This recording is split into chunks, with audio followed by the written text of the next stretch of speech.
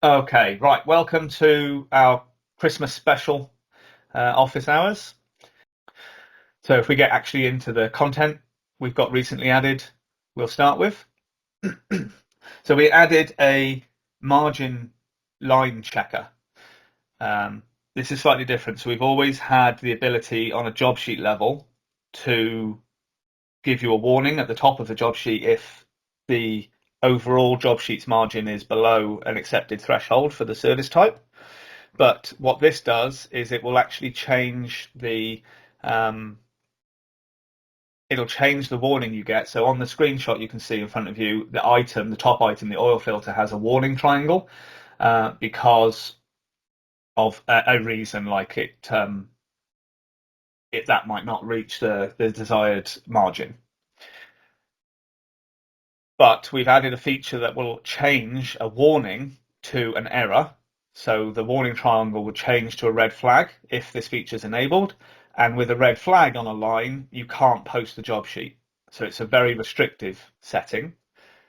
Um, so in service management setup, there is a setting called prevent posting if the unit price is equal to or less than zero, equal to or less than the unit cost, sorry, not zero. So if the prevent posting if the unit price is equal to or less than the unit cost.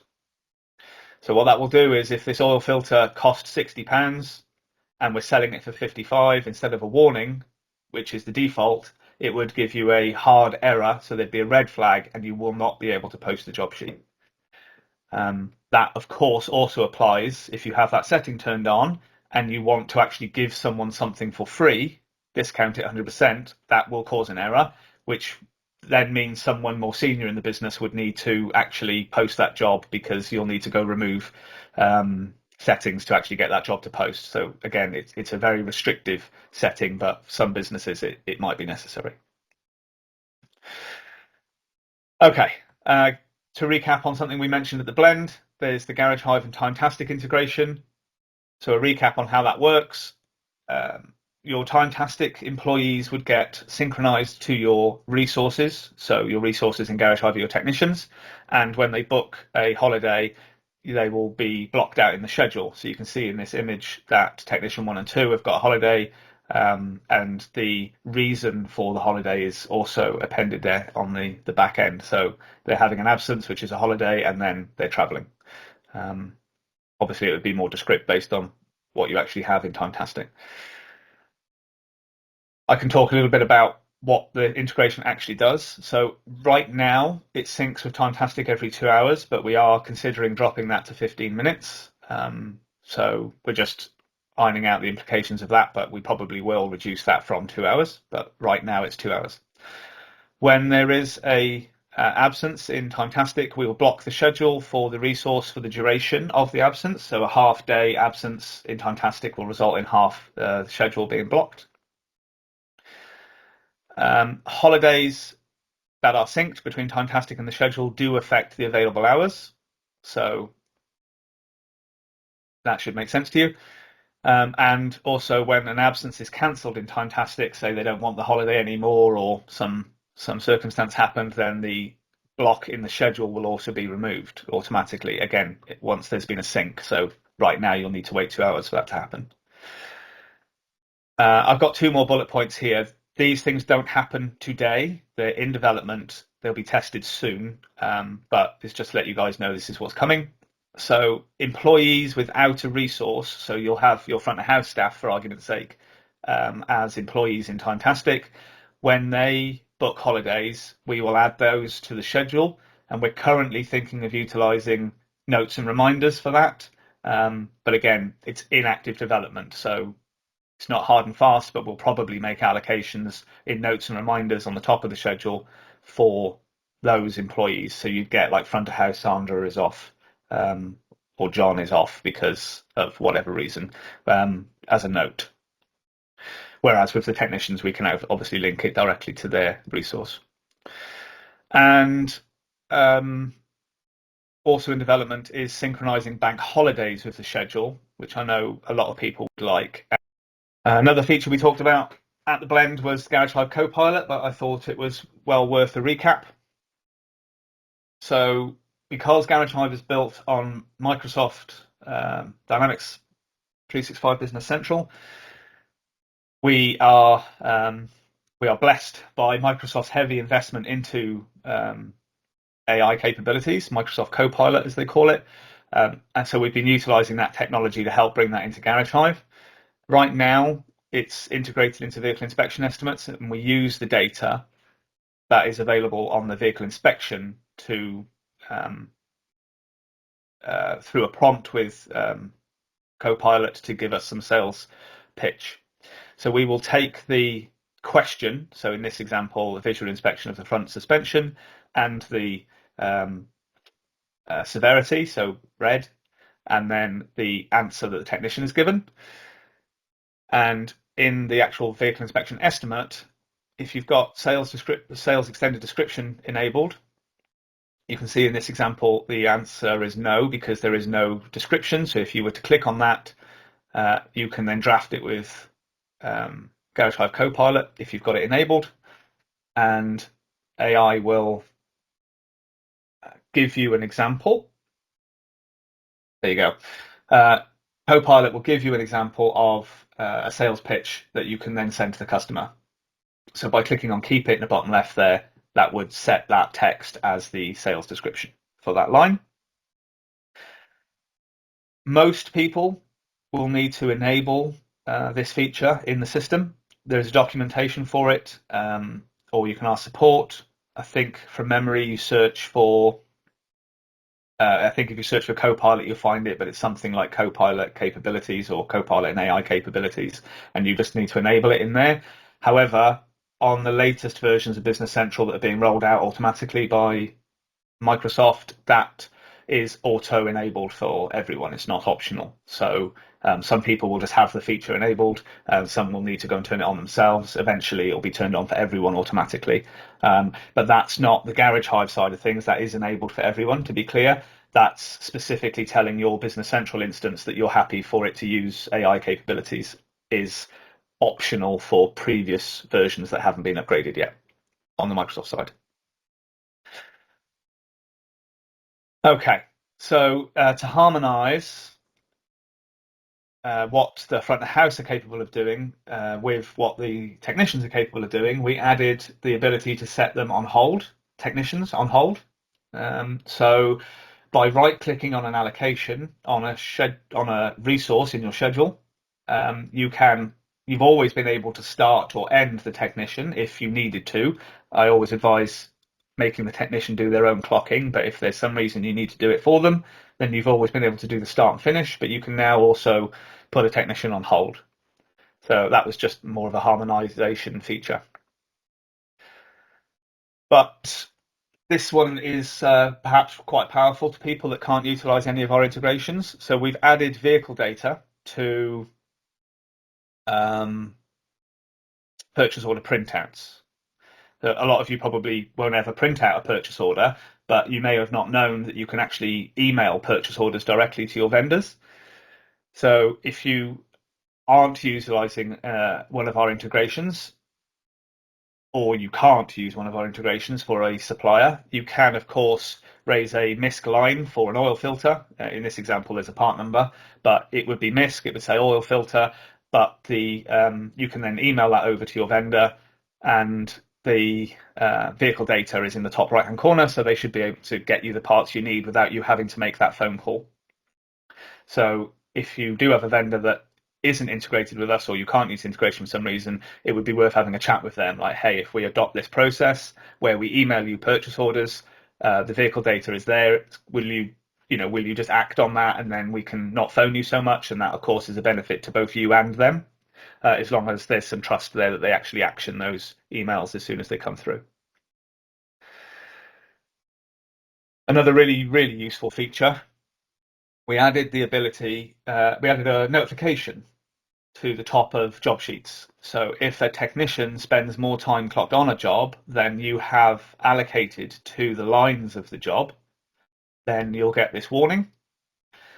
So a job sheet has more time registered, so technician clocked on for 1.04 hours than will be invoiced. So there's a half an hour line on this invoice, and the technician's been on it for over an hour, you get this warning at the top.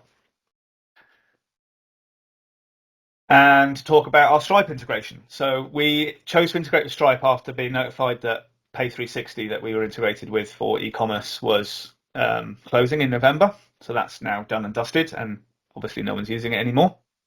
But Stripe seemed like an obvious choice because it's a well-trusted platform for consumers for online payments. And I think there's a lot of value in your customers trusting your garage when they're keying in their card information online.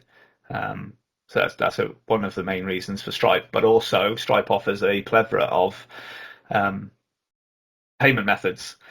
And the way that we've chosen to do the integration gives you all of the power. So you get your own Stripe account and link that with us, and that way you have complete control over what payment methods you do and don't offer. They have a very good platform for that, but we don't directly support it. Obviously, we know a little bit about Stripe, but Stripe have their own support channels, but this gives you that functionality. What I can share with you is that our account manager has confirmed open banking is coming to Stripe in Q1 of next year. As I get more information about it, I will share it in the community because I know that's something that everyone is keen on, trying to drive down the costs of collecting funds. But open banking will obviously be considerably cheaper than processing card payments.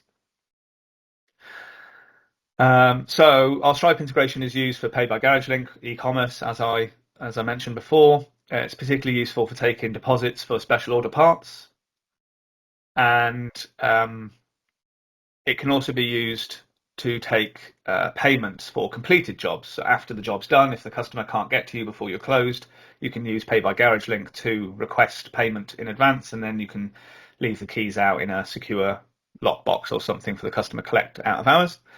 But you can also use the Take Payment wizard on the home page of Garage Hive, next to where you access the schedule. There's a Take Payment wizard, and you can request funds for posted jobs there if you're chasing debts, etc. And as an Easter egg, Stripe will be used for our online booking deposit feature, which I'll talk about later on in this webinar.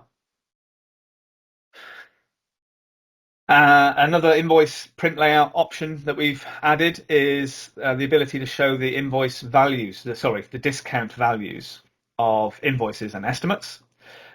We've always shown the actual discount percentage. If you were to discount an invoice, the discount percentage was there, but we've added the ability now for you to also show the value of that discount. So if you're giving 10% off £100, it would show £10 as a monetary value. And that's not just against the line level, that will also show it in the totals too. So if you had a very big bill and you wanted to show the value of the discounts, you have that option, and it will show £4,000 with X amount of discount in a monetary value. That's if you can't see it in the context of this picture, so that's invoice print options, which is part of the header of the job sheet. It's right at the bottom. So if you scroll right to the bottom, you'll see that. Click on that and you can do it. By doing it this way, you're choosing to show it specifically on this one document. If you wanted to show it on every document all the time, then there's a way to do that in the settings for the global settings for the document in sales and receivables setup. If you search for sales and the ampersand, not the word AND, otherwise it won't show up. Next. This is a really good feature, which hopefully none of you will ever notice, but I want to explain it. So we've added a vehicle card check to identify if a vehicle already exists. This has a typo. This is to combat issues with private reg changes. So a problem that was occurring was you'd book a car in and you'd say to the customer, "Oh, is that your Discovery?" And they'd go, "Oh no, I've got a Bentley now." And people would naturally just click update VRM.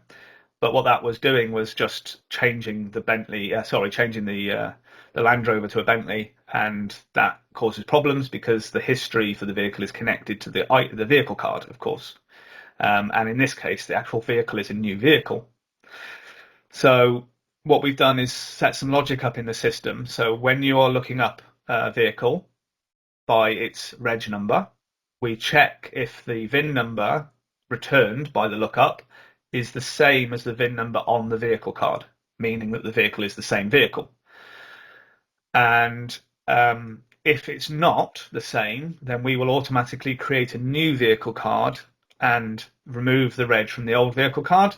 And if it is the same, then we will update the vehicle card. So all of this happens automatically without any warning or notification to you, because the logic is pretty sound. It's a simple case of, is the car the same as it was before, or is it a new car? Because if it's a new car, we need a new card, and the history for the old car will stay with the old car, and the history for the new car will be with the new car. So you won't actually see this happening. It'll happen for you, but it should completely remove the problem that we had in the past, where people didn't understand the logic of how to, whether they needed to create a new card or not, or how to go about adding a new card and then changing it on the job card. So we've automated that process. So to talk about what's in process or testing, we are still working on our pre-check-in feature. These features, there's two features I'm going to talk about now. They're quite large. They require a lot of thought and a lot of refinement, but we are working on them. They are in progress. We obviously want to release something that's top-notch as per usual. So pre-check-in would be an addition to how our job sheet reminders work. So at the moment, if you've got it enabled the day before your job, the day before a customer's job is booked in, they will get a reminder to try and prevent no-shows.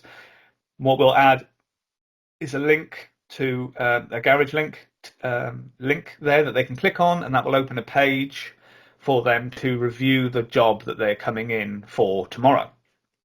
And that will give you guys as the garage an option to have them accept your terms and conditions if that's something that you want to get done. You'll also be able to confirm with the customer the work they're actually coming in for, so there's no, oh, I didn't think, I wasn't sure. And of course, we're planning on adding the ability for them to be able to purchase an extra. So if they're coming in for a service, perhaps you're promoting aircon or a winter service check or something because of the time of year. So we'll give them those options. And if they're having a courtesy car or something, you might want to force them to send a picture of their driving license or something, which would be much more useful if they were reviewing this at home the day before, give them time to find their driving license, than just turn up and say they don't have it. And of course, at the end of that journey, we'll give them a nice thank you message and a show on map button to help them locate. Especially useful if you've got multi-branch and you've got them booked in at a certain place, we can help make sure that they turn up at the right place. So that's in progress. And also is live work statuses. So this is our sort of version of Domino's is I can't remember the official name they use for it, but it lets you know how far away your pizza is. So the concept of this is after the vehicle has been dropped off with you and you mark it as vehicle on site, we'll send another text to the customer to follow a new link, which gives them a live timescale of their job. Don't worry about that, because I know people will instantly be worried about not wanting to over communicate with the customer and not have the customer think things are in a position that they're not in. We understand that, and that's one of the reasons why this takes a little bit longer than you'd think to get developed. But on a super high level, to explain what we're doing, the customer will be presented with a screen like you can see here, where it shows that the vehicle is now on site with us, and there'll be an option to show the customer the date and time that they dropped it off, and that we're now waiting to work on it. And then it'll be updated to we're working on it, and then it'll be updated to perhaps you might send them an online auth, so it'll get updated to say we're waiting for you to authorize the online auth, and then eventually it will end up with telling the customer that we're ready for you to pay the invoice or collect the car, etc., etc. But just on a super high level, that's how it will go. And then, as I talked about with the Stripe integration, we're very, very close to releasing the ability to take deposits for online bookings. So the customer will do the online booking process as they currently do, and at the back end of that, they'll be asked to pay a value. and we're going to utilize Stripe for that. So they can key in their card details and pay that deposit. Once they've paid that deposit, they'll get a nice confirmation. Deposit's been paid. This is what you paid for, etc., etc. That deposit will be lodged in Garage Hive as a deposit for that customer, and then it will behave in exactly the same way as our service deposits behave now. It'll just simply be lodged against the customer. When you go to take payment for the job, you'll see it as an available deposit, and you will absorb that deposit when you post that customer's job. And of course, if there's extras the customer needs to pay for, they can pay for that by card or another Pay by Garage link at the end of that job. That brings us on to the section where we talk about what we've chosen to bring forward from the ideas page. But we've decided that Dawn and I would like to concentrate on doing some more refinements rather than adding any more new features into the system. We've already got, we're still working on Fantastic. We've got those 2 or 3 actual great features that we're currently working on, which are quite large tasks. So we do want to spend a bit more time simply working on making what's already in the product better. So we're not bringing forward a new idea today, but we'll give you an example of some refinements that we are going to be looking at between now and the next office hours. So we want to delete checklists that are attached to jobs that get deleted. We want to display vehicles that are on site. The date and time that a vehicle was marked on site, we want to display that information on the header of a job sheet to make it easier for front of house to understand how long the vehicle has been with them. That data is already there, by the way, but it's in the background, so we'll just bring that forward. We're not sure exactly what is possible, but we certainly will be evaluating how we can make online auths more customizable in terms of the text that's available. You can already reword the text that's there, but we're going to see if we can add ways of perhaps giving you guys the ability to make certain words bold or highlight them in some way. So that's something we're going to look at. And we want to improve ways to view the diagnostic questionnaires, which is a feature I haven't talked about today, but if a customer books in for diagnostics, you can send them a diagnostic questionnaire to ask them very specific questions about why they've booked in with you, which of course is really useful to gather perhaps before you've finalised the booking of the job, or to give the technician that information, because what they've answered those questions to will affect obviously how you attack the job, or when and how you look at it. So we're going to refine that too. I take this as an opportunity to remind everyone what our Christmas opening hours are. So won't read all these out to you because you've had enough of my voice, but I'll just pause on this for a couple of seconds for you guys to see what's going on. I've got a couple of half days.